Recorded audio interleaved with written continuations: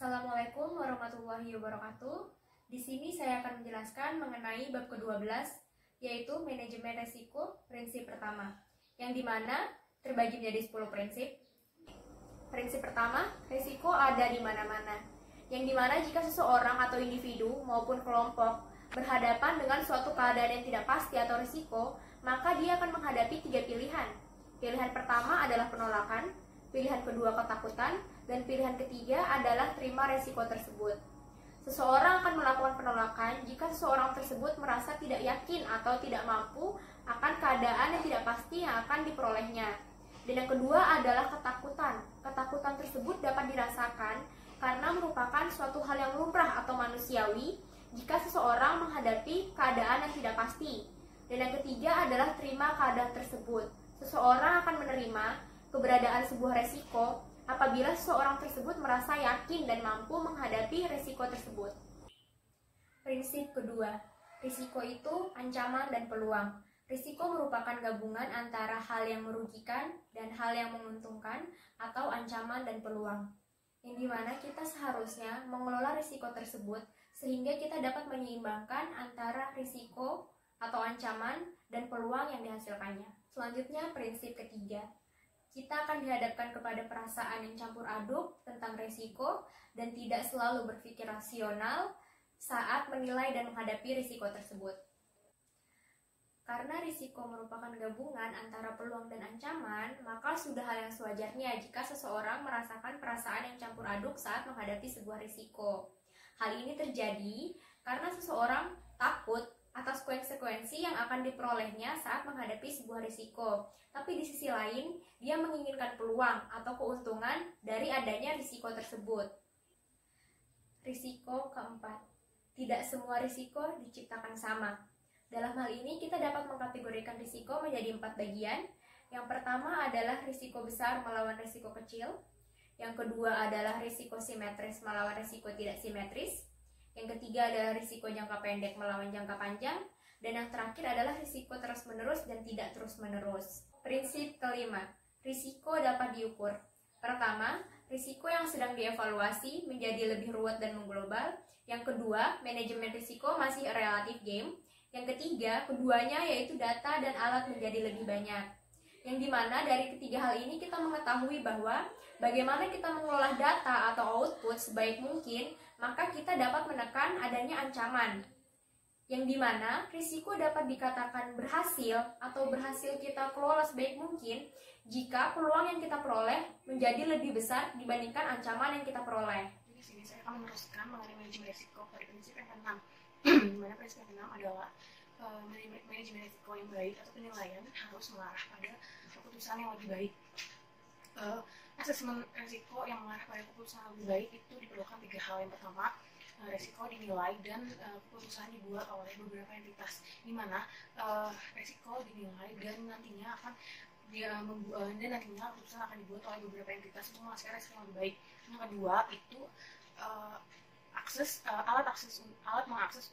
alat untuk mengakses resiko harus dibangun di sekitar resiko yang penting daripada semua resiko, di mana resiko yang lebih terfokus dan lebih pendek akan berguna daripada resiko komprehensif akan tetapi bertele-tele. Yang ketiga itu ada asesmen resiko seharusnya tidak menjadi suatu latihan dalam suatu pelatihan dalam suatu pengujian hanya untuk resiko yang merugikan saja, di mana asesmen resiko yang bagus akan tepat pada ukuran resiko yang lengkap dan memberikan gambaran untuk keduanya.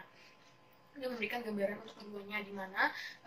gambaran untuk keduanya yaitu resiko yang menguntungkan secara potensial dan resiko yang merugikan. Jadi pada prinsip yang keenam ini yaitu alat untuk mengakses resiko dan output dari asesmen resiko harus dikaitkan dengan proses pengambilan keputusan daripada proses lainnya. Selanjutnya itu ada prinsip yang ketujuh. Dalam prinsip ketujuh ini kunci manajemen resiko yang baik adalah mengatasi resiko yang harus dihindari, yang harus dilewati, dan yang harus dieksploitasi. Di mana dalam hal ini perusahaan yang bagus akan membagi dengan adil resiko mereka menghadapi kotak dengan tepat, mempunyai lebih baik peluang untuk berhasil. Contohnya seperti Boeing lebih banyak mempunyai informasi tentang exchange rate risk exposure on individual contract. Jadi dalam prinsip yang ketujuh ini, penentuan risiko mana yang harus dilindungi, mana yang tidak harus, dan mana yang harus diambil manfaatnya merupakan kunci dari manajemen risiko itu sendiri. Selanjutnya ada prinsip yang ke-8, yaitu dalam prinsip ke-8 ini imbalan untuk manajemen risiko yang lebih baik adalah nilai yang lebih tinggi. Jadi manajemen risiko diukur dan dinilai pada sejumlah dimensi yang berbeda. Dimensi yang lebih penting adalah bagaimana risiko itu mempengaruhi nilai bisnis, dan manajemen risiko yang baik akan meningkatkan nilai sedangkan risiko yang jelek akan merusak nilai. Jadi pada prinsip yang ke-8 ini yaitu mengolah risiko secara benar. Kita harus memahami penguncit yang menentukan nilai suatu bisnis. Selanjutnya itu ada prinsip yang ke-9, di mana dalam prinsip yang ke-9 itu adalah manajemen risiko adalah bagian dari pekerjaan semua orang, di mana setiap keputusan yang dibuat oleh satu perusahaan di setiap wilayah fungsional mempunyai suatu komponen manajemen risiko. Jadi dalam prinsip yang ke-9 ini, prinsip manajemen risikonya yaitu mengelola risiko secara baik adalah inti utama praktik bisnis yang bagus dan merupakan tanggung jawab semua orang. Kemudian prinsip yang ke-10, di mana dalam prinsip yang ke-10 yaitu risiko yang berhasil membawa organisasi tidak tiba di sana secara tidak sengaja. Dan di dalam prinsip ke-10 ini ada beberapa hal dari konsistensi organisasi pengambilan keputusan yang sukses. Itu ada 5. Yang pertama itu ada penjajaran kepentingan, di mana pengambilan keputusan tersebar ke seluruh organisasi, dan pengambil keputusan yang berbeda maka akan mempunyai kepentingan yang berbeda pula. Kemudian yang kedua ada good and timely information, di mana informasi merupakan pelumas untuk manajemen risiko yang baik. Maka dengan informasi yang diberikan dalam waktu yang tepat akan menghasilkan keputusan yang lebih baik. Kemudian yang ketiga ada solid analysis, di mana dalam hal ini selain informasi yang handal dan tepat, kita juga memerlukan data, di mana data ini dianalisis dan disajikan dalam suatu cara yang memungkinkan membuat keputusan lebih baik, seperti mempunyai akses ke alat analisis seperti pohon keputusan dan simulasi. Yang keempat itu ada flexibility, di mana membangun fleksibilitas ke dalam desain asli atau mempunyai kapasitas teknologi dan keuangan dapat menyesuaikan dengan lingkungan lebih cepat. Yang kelima itu ada people, yaitu orang, di mana manajemen risiko yang baik tergantung pada apakah mempunyai orang yang tepat di tempat yang tepat ketika terjadi krisis. Organisasi pengambilan risiko yang baik mencari orang yang merespon secara baik pada resiko dan mempertahankan mereka dengan dengan suatu kombinasi dari suatu pemberian uang atau insentif tetapi bukan uang. Jadi dalam prinsip ke-10 ini, untuk berhasil pada manajemen risiko, kita harus menanamkan dalam organisasi melalui struktur dan kebudayaannya.